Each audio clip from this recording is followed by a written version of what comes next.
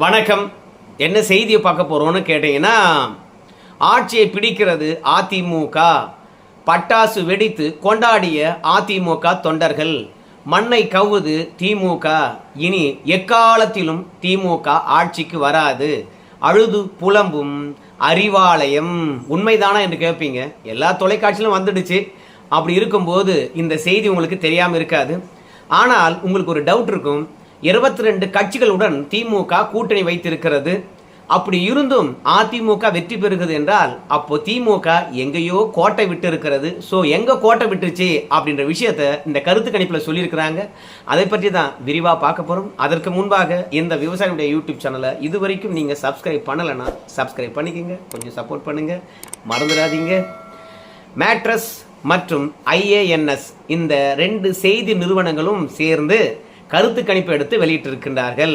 தேர்தல் தேதி அறிவிக்கப்பட்ட பிறகு வந்திருக்கக்கூடிய முதல் கருத்து கணிப்பிலே அதிமுக 116 127 தொகுதிகள் வரைக்கும் வெற்றி பெற வாய்ப்பு இருக்கிறது. இன்னும் கூட்டணி கட்சிகள்லாம் இருக்குது. அவைகள்லாம் வெற்றி பெற்றால் எங்கோ போகும். அதிமுகவே தனி பெரும்பான்மையுடன் வெற்றி பெறுகின்ற சூழ்நிலை தான் வருகிறது. திமுகவை பொறுத்த வரைக்கும் 104 தொகுதியிலிருந்து 114 தொகுதி வரைக்கும் வெற்றி பெற வாய்ப்பு இருக்கிறது அப்படின்னு மேட்ரஸ் மற்றும் IANS செய்தி நிறுவனமானது வெளியிட்டிருக்கிறது. அது மட்டுமல்ல, அதிமுகவுடைய வாக்கு சதவீதம் நிலையாக இருக்கிறது மாதிரி இந்த செய்தி நிறுவனம் கருத்து கணிப்பை வெளியிட்டிருக்குதுங்க. இப்போ அதிமுக கூட்டணிக்கு எல்லாரும் எவ்வளோ வாக்கு வரும் அப்படின்னு சொல்லும்போது 36 38% வரும் அப்படின்னு தான் சொல்றாங்க. அதே மாதிரி தான் அதிமுக வெற்றியும் பெறுகிறது. ஆனால் அது வாங்கக்கூடிய வாக்கு சதவீதம் 36 38% தானுங்க. திமுக பொறுத்த வரைக்கும் 32 34% அது வாக்கு வங்கியை பெறுதுங்க. ஆனால் ஏதோ திமுக பொறுத்த வரைக்கும் சென்ற நாடாளுமன்ற தேர்தலில் 42% வாக்கு வங்கி வச்சிருந்த கட்சின்னு சொன்னாங்களே, இப்போ ஏன் அந்த அளவுக்கு குறைஞ்சது அப்படின்னு பார்க்கும்போது திமுகவுடைய வாக்கு வங்கியை யாரோ ஒருத்தர் காலி பண்ணுறாங்க. அதனால தானே வாக்கு வங்கி குறைஞ்சிருக்கும்.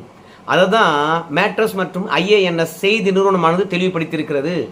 விஜயால் திமுக தோற்கிறது. ஏன்னா திமுகவுக்கு எதிராக இருக்கின்ற வாக்குகளை பிரிக்கிறாரோ இல்லையோ, திமுகவுக்கு ஆதரவாக இருக்கக்கூடிய வாக்குகளை அதிகபட்சமாக பிரிக்கின்றார். அந்த செய்தி நிறுவனம் வெளியிட்டிருக்கக்கூடிய ஒரே காரணம் இது மட்டும்தானுங்க. ஆனால் இதை தாண்டி ஏகப்பட்ட காரணங்கள் இருக்குது. அவற்றையெல்லாம் நாம் அலசுவோம். ஆனால் அதிமுக வெற்றி பெறத பிரேக்கிங் நியூஸாக போட்டு அதையும் ஊடகமானது அலசுகிறது, விவாதம் நடத்துகிறாங்க. தேர்தல் தேதி அறிவித்து விட்ட பிறகு அதிமுக வெற்றி பெறும் என்ற கருத்து கணிப்பு வருகிறது. அதை ஊடகம் எடுத்து விவாதம் பண்ணுதுன்னா அதனுடைய பின்னணி என்ன என்று நீங்கள் கொஞ்சம் ஆராயணும். ஏன்னா விஜய் அவர்களை பொறுத்த வரைக்கும் NDA கூட்டணிக்குள்ள வருவது போல பேச்சுவார்த்தை நடந்து கொண்டு இருக்கிறது. அவர் தான் அறிவிக்க வேண்டும் என்ற நிலை வரைக்கும் அமித்ஷா விஜய்க்கு சுதந்திரம் கொடுத்திருப்பதாகவும் தெரிகிறது. இப்படி இருக்கின்ற தருணத்தில் அதிமுகவே தனி பெரும்பான்மையுடன் 116 127 தொகுதி வரைக்கும் வெற்றி பெறும் என்று சொல்லுகின்ற பொழுது விஜய் கூட்டணி எதற்கு என்ற கேள்வி அதிமுகவினருக்கு எழுமா இல்லையா? ஏன்னா எடப்பாடி பழனிசாமியை பொறுத்த வரைக்கும் கட்சி தன்னை விட்டு போய்விடக்கூடாது, முதலமைச்சர் பதவியும் தன்னை விட்டு போய்விடக்கூடாது. இந்த முறை முதலமைச்சர் ஆகவில்லை என்றாலும் கூட அடுத்த முறை முதலமைச்சர் ஆகலாம். ஆனால் புதுசாக வந்த கட்சிக்கு தன்னுடைய இடத்தை அதிமுக விட்டு கொடுத்துடக்கூடாது. காங்கிரஸ் அப்படிதான் விட்டு கொடுத்துச்சு. அந்த தவறை நாம் செய்யக்கூடாது என்பது எடப்பாடி பழனிசாமிக்கு எப்போதும் இருக்கக்கூடிய ஒரு உணர்வு. அதனால இப்ப இருக்கின்ற கூட்டணியே போதும் என்று எடப்பாடி பழனிசாமி நினைக்கின்றார். திமுக கூட்டணி போன்று அதிமுக கூட்டணி கிடையாது என்பதும் எடப்பாடி பழனிசாமிக்கு கிடைத்திருக்கின்ற தரவுகளாக இருக்கிறது. அதனால ஒருவேளை அமித்ஷா விஜய் அவர்களை கூட்டணிக்குள்ள கொண்டு வந்து விட்டார் என்றால் 100% கூட்டணி ஆட்சி தான். அதில் மாற்றமே கிடையாது. தமிழகத்தில் முதன்முறையாக கூட்டணி ஆட்சிக்கு வித்திட்டவர் எடப்பாடி பழனிசாமி என்ற பழி சொல்லும் வரும். ஆலமரம் போல தனித்து ஆட்சி அமைத்த அதிமுகவை கூட்டணி ஆட்சிக்கு ஒட்டுமொத்தமாக கட்சியை கரைத்தவரும் இன்னொரு கட்சிக்கு அடகு வைத்தவரும் எடப்பாடி பழனிசாமி தான். அவருடைய தலைமுறையில் தான் இது நடந்தது அப்படின்னு சொல்லிவிட்டு எல்லாம் அவதூறு பேசுவாங்க. என்பதனால வெற்றியோ தோல்வியோ நாம் இருக்கின்ற கூட்டணியோடு பார்த்துக்கலாம். இன்னும் கொஞ்சம் சின்ன கட்சிகள் இருக்குது, அவற்றையெல்லாம் சேர்த்துக்கலாம். அதுவே போதும் என்று எடப்பாடி பழனிசாமி நினைக்கின்றார். ஏன்னா அதிமுக இருக்கின்ற கட்சிகளுக்கு வாக்கு வங்கி இருக்குது. அம்மா மக்கள் முன்னேற்ற கழகத்துக்கும் வாக்கு வங்கி இருக்கிறது. அதே மாதிரி ராமதாஸுடைய மகன் அன்புமணி ராமதாஸுடைய கட்சிக்கும் வாக்கு வங்கி இருக்கிறது. அதே மாதிரி பார்த்தீங்கன்னா தமாக இருக்கிறது. அதே மாதிரி பாஜக இருக்கிறது. பாஜகவுக்கு நீங்கள் எப்படி குறைத்து மதிப்பிட்டாலும் சரி அதுக்கு 10% வாக்கு இருக்கும் என்பதில் மாற்று கருத்தே கிடையாது. அதிமுக எவ்வளவு குறைத்து மதிப்பிட்டாலும் சரி அதுக்கு 20% வாக்கு இருக்கிறது. ஸோ மொத்தத்தில் எப்படி கூட்டி பார்த்தாலும் சரி இன்னைக்கு 4 முனை போட்டியாக இருந்தால் 33% இல்லை 31% எடுத்தாவே போதும், ஆட்சியை பிடித்து விடலாம். ஏன்னா 2021 திமுகவும் அதிமுகவும் எவ்வளோ சதவீத வாக்கு வித்தியாசம்? அதிமுக 31%, திமுக 33%, அவ்வளவுதான்.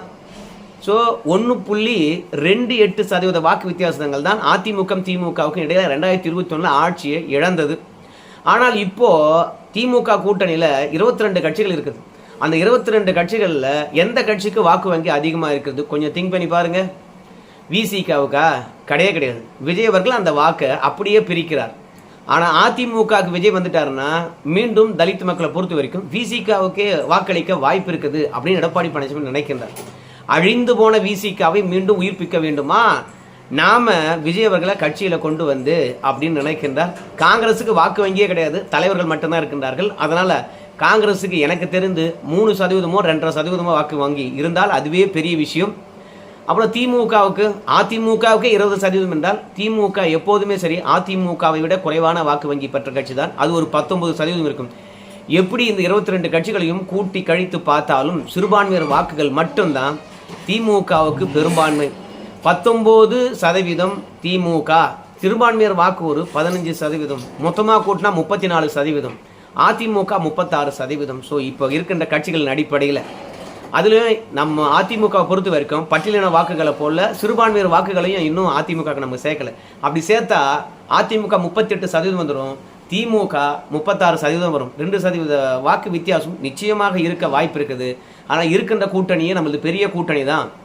நம்மளது பெரிய கூட்டணி வலிமையான கூட்டணியாக இருப்பதனால தான் ஊடகத்தை வச்சுக்கிட்டு திமுக கிட்ட 22 கட்சிகள் இணைந்திருக்கிறது. இந்த 22 கட்சிகள் பெரிய கூட்டணியா இல்லை இங்க இருக்கக்கூடிய 10 கட்சிகள் சேர்ந்து இருக்கக்கூடிய அதிமுக கூட்டணி பெரிய கூட்டணியா அப்படின்னு ஒரு கருத்தியலை உளவியல் ரீதியாக தமிழக மக்கள் மனங்களில் வந்து பார்த்தீங்கன்னா திமுக திணித்து கொண்டு இருக்குது. வாக்கு வங்கியே இல்லாத இந்த கட்சிகள் எல்லாம் திமுகவுக்கு எந்த அளவுக்கு உதவ போகுது? ஒரு நெரேட்டிவ் பா, பெரிய கூட்டணிப்பா அப்படின்ற ஒரு இமேஜ். இந்த 5000 ரூபாய் உதவுமா என்று கேட்டிங்கன்னா 5000 ரூபாய் வாங்கின வீட்டிலலாம் வந்து பார்த்தீங்கன்னா இளைஞர்கள் இருக்கிறாங்க. அந்த 5000 ரூபாய் வாங்கி தாய் தகப்பன் செலவு பண்ணியிருந்தாலும் அந்த குடும்பத்தில் இருக்கக்கூடிய இளவட்டங்களை பொறுத்த வரைக்கும் விஜய்க்கு ஓட்டு போடு, விஜய்க்கு ஓட்டு போடு என்று ஒட்டுமொத்தமாக நெருக்கடி கொடுக்கின்றார்கள். அதனால் 5000 ரூபாய் என்பது செல்ஃப் எடுக்காத வண்டி. அந்த ஓட்ட மாடல் விஷயத்தை வச்சுக்கிட்டு திமுக வெற்றி பெற முடியாது. அதனால தான் கருத்து கணிப்பிலே வந்து சொல்லிட்டாங்க, விஜய் தான் திமுகவினுடைய ஆதரவு வாக்குகளை அள்ளிவிட்டார். சென்னையில் யாருக்கு வாக்கு வங்கி அதிகம்? ஊருக்கே தெரியும், திமுகவுக்கு தான். ஆனால் இன்னைக்கு திமுகவா அல்லது தமிழக வெற்றி கழகமா என்று இருதுருவ அரசியலாக மாறி இருக்குன்னு கேட்டிங்கன்னா அப்போது திமுக வாங்கின வாக்கை தான் தமிழக வெற்றி கழகம் சென்னையில் பிரித்திருக்கிறது. இந்த ஒரு சாம்பிளே போதும் அப்படின்னு கருத்து கணிப்பாளர்கள் எடுத்து வெளியிடுகின்றார்கள். அது மட்டும் இல்லை, தமிழக அரசியல் களத்தில் திமுகவுக்கு எந்த தேர்தலையும் விட இந்த தேர்தலில் எதிர்ப்பு மனநிலை அதிகமாக இருக்குது. கொண்டாடுறாங்க. யார் கொண்டாடுறாங்க அப்படின்னு கேட்பீங்க. நேற்று தேர்தல் தேதி அறிவிச்சிட்டாங்க. தேர்தல் தேதி அறிவித்து விட்ட பிறகு தலைமைச் செயலகத்தில் இருக்கக்கூடிய முதலமைச்சர், துணை முதலமைச்சர், அமைச்சர் படங்கள் எல்லாம் நீக்கணும். எங்கேயாவது நலத்திட்டங்கள் வந்து விளம்பரப்படுத்தியிருந்தார்கள் என்றால் அதில் முதலமைச்சரோட படம் இருந்தால் ஒட்டணும் அப்படின்னு சொல்லுகின்ற போது அரசு ஊழியர்கிட்ட இருக்கின்ற மகிழ்ச்சியை பார்க்கணுமே, கழட்டி தள்ளுறான், உடைச்சி தள்ளுறான். ஏன்னா அப்பேற்பட்ட வாக்குறுதிகளை இந்த திமுக அரசு ஊழியர்களுக்காக தந்தது. எப்போதும் அரசு ஊழியர்கள் திமுக பக்கம்தான் நிற்பாங்க. 13 லட்சம் அரசு ஊழியர்கள் இருக்கிறாங்க. 13 லட்சம் அரசு ஊழியர்கள் என்கின்ற போது 13 லட்சம் குடும்பங்கள். 13 லட்சம் குடும்பத்தில் 2 ஓட்டு இருந்தால் கூட கிட்டத்தட்ட 26 லட்சம். அதிமுகவுக்கும் திமுகவுக்கும் 2021 எவ்வளோ வாக்கு வித்தியாசம் தெரியுமா? ஆட்சியை பறிகொடுப்பதற்கு 2 லட்சம். 26 லட்சம் எங்கே இருக்கிறது? 2 லட்சம் வித்தியாசம் எங்கே இருக்குது? அரசு ஊழியர்கள் வந்து தலைமைச் செயலகத்தில் முதலமைச்சருடைய படத்தை வேக வேகமாக அகற்றுகின்ற போதும், மூடி மறைக்கின்ற போதும், உடைத்து எறிவதும் பார்க்கின்ற போது எப்பா சாமி, எப்படா தேர்தல் தேதி அறிவிப்பாங்க, இந்த ஆட்சி எப்படா போகும் அப்படின்ற மனநிலை தான் இருந்தது போல் இருக்கிறது. அதனால் நிச்சயமாக அரசு ஊழியர்கள் அத்தனை பேரும் இந்த ஆட்சி முடிவுக்கு வந்து விட்டது, தேர்தல் கமிஷன் வந்து பார்த்தீங்கன்னா அதிகாரத்தை எடுத்துக்கிச்சு அப்படின்னு சொன்ன பிறகு அவங்க கொண்டாடுறாங்க. முதலமைச்சர் படத்தை அவ்வளோ ஜாலியாக அகற்றுகின்றார்கள். காசே வேணாடா, இந்த கன்றாவியில் தூக்கி குப்பையில் போடுறேன்டா அப்படின்னு சொல்லுகின்ற அளவுக்கு அரசு ஊழியர்களுடைய மனநிலை இருக்கிறது. நல்லா யோசனை பண்ணி பாருங்க. ஆசிரியர்கள் பணி நியமனம் பண்ணிட்டாங்களா? செவிலியர்கள் பணி நியமனம் பண்ணிட்டாங்களா? பழைய ஓய்வூதியம் கொடுத்துட்டாங்களா? போக்குவரத்து ஊழியர்களுடைய கோரிக்கைகளை நிறைவேற்றி விட்டார்களா? ஏதாவது ஒரு அரசு ஊழியர்களுடைய கோரிக்கையை முழுமையாக நிறைவேற்றிருக்கின்றார்கள் என்று உங்களால் சொல்ல முடியுமா? அரசாங்க பணியில் சேராத பத்திரிகையாளருடைய ஓய்வூதியத்தை அதிகரித்திருக்கக்கூடிய இந்த அரசாங்கம், 5000 ரூபாய் ஒரே நைட்டில் எல்லா குடும்பத்துக்கும் தரக்கூடிய இந்த அரசாங்கம், மாற்றுத்திறனாளிலிருந்து முதியோரில் இருந்து விதவைகள் வரைக்கும் பணத்தை ஒரே நாளில் 2000 ரூபாய் உயர்த்தி கொடுக்க திறன் இருந்த இந்த அரசாங்கத்துக்கு எங்களுடைய கோரிக்கையை நிறைவேற்ற முடியலையா? அரசு ஊழியர் படித்தவனா இல்லையா? படித்தவன் தானே. அப்படி படித்தவன் வந்து பார்த்தீங்கன்னா யார் நல்லது பண்ணாங்க யார் கெட்டது பண்ணாங்கன்னு தெரியாதா? எப்போதும் அதிமுகவுக்கு நம்ம ஓட்டே போட மாட்டேன்டா, இருந்தாலும் அவன் நமக்கு எதிராக செயல்படுறடா, அவனை பார்க்குறதா? இல்லை எப்போதும் ஓட்டு போட்டு நம்மளை நம்ப வச்சு கழுத்தறுத்த திமுகவுக்கு ஓட்டு போகிறதா? நிச்சயமாக என்ன நினைப்பான்? அதேமாதிரி இளைஞர்களை பொறுத்த வரைக்கும் படிச்சுட்டு வேலை வாய்ப்பு இல்லாமல் அலைகின்றான் ஒவ்வொருத்தரும் வந்து திமுகவா காரி துப்பாத நிலை தான். டே ஏண்டா உன் பக்கம் திரும்பணும், நேராக நம்ம விஜய்க்கு ஓட்டு போட்டு போகலாண்டா அப்படின்னு வேலை தேடுகின்ற ஒவ்வொரு இளைஞனும், வீட்டில் சும்மா வெட்டியாக உட்காந்துருக்கின்ற இளைஞர் ஒவ்வொருத்தரும் வந்து திமுகவை திரும்பி கூட பார்க்கல. இளைஞர்களை பொறுத்த வரைக்கும் நீங்கள் படிச்சுட்டு இருக்கீங்களா, வீட்டில் இருந்தீங்கன்னா உங்களுக்கு 1000 ரூபாய் 2000 மாதம் மாதம் கொடுக்க போகிறேன் அப்படின்னு எடப்பாடி பழனிசாமி சொன்னார். படித்தவர்களாக இருந்தாலும் சரி, அரசு ஊழியர்களாக இருந்தாலும் சரி, கொஞ்சம் ஸ்மார்ட்டாக திங்க் பண்ணுவாங்க. எப்படி திங்க் பண்ணுவாங்க? எந்த கூட்டணி ஜெயிக்கும் என்று அவங்களுக்கு நல்லாவே தெரியும். திமுக வந்து பெரிய கூட்டணி, அதுக்கு அடுத்த பெரிய கூட்டணி யார்? அதிமுக. அப்போ ஜெயிக்கிற கட்சிக்கு ஓட்டு போட்டால் தான் அவங்க ஆட்சிக்கு வருவாங்க. அப்படி ஆட்சிக்கு வந்தால் தான் அவங்ககிட்ட ஏதாவது நம்ம கேட்டு பெற முடியும். சென்ற ஆட்சி பொறுத்த வரைக்கும் இதெல்லாம் நிறைவேற்றவில்லை, நீங்கள் நிறைவேற்றுங்க, உங்களுக்கு விசுவாசமாக இருக்கிறோம் அப்படின்னு சொல்லிட்டு அரசு ஊழியர்கள் வெற்றி பெறவனுக்கு தான் ஓட்டு போடுவாங்க. அதனால தான் தேர்தல் தேதி அறிவிக்கப்பட்ட பிறகு வெளிவந்திருக்கின்ற கருத்து கணிப்பு அதிமுகவுக்கு ஆதரவாக இருக்கிறது. திமுக நடுநடுங்கி போய் இருக்கிறது. நீங்கள் ஏற்றுக்கிறீங்களோ இல்லையோப்பா? எனக்கு தெரிந்து 35 வயதுக்கு மேலே இருக்கக்கூடிய ஒவ்வொரு பெண்மணியும் அதிமுக பக்கம்தான் நிற்கிறாங்கன்னு சொன்னால் நீங்கள் நம்புவீங்களா? அதுதான் கலை யதார்த்தம்.